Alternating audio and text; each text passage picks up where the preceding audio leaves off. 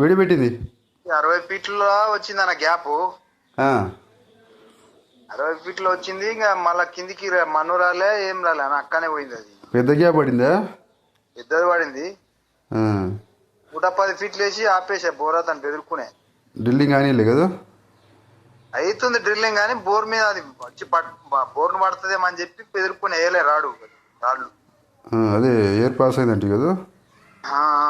ఏరు అక్కనే పోతుంది, మన అక్కనే పోతుంది అని వస్తలేదు బయటికి. అదే గ్యాప్ పెద్ద ఉంటుంది, వేడికి మనం నీళ్ళు రాని ఇచ్చి ఎక్కువ ఉంటుంది. అందుకే బెదురుకునే బోరుడు. ఆ రోజు ఎన్ని పాయింట్లు మనం చెక్ చేసింది? 3 అన్న. 3 ఇట్లు అదే మనం రికమెండ్ చేసింది. అదే 2 ఇంచులు వస్తుంది అది.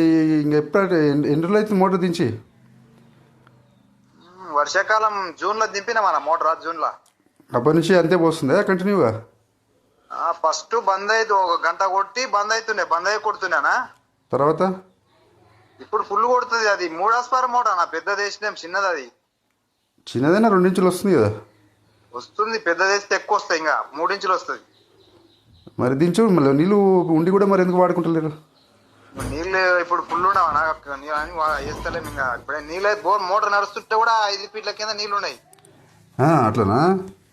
మోటార్ నడుస్తున్నా కూడా 5 ఫీట్ల కింద నీళ్ళు ఉన్నాయి. మళ్ళీ పెద్ద మోటార్ తెచ్చుకోవాలి, 7.5 మోటార్ వేసినా కొడుతుంది అన్న, 3 ఇంచులు కొడుతుంది.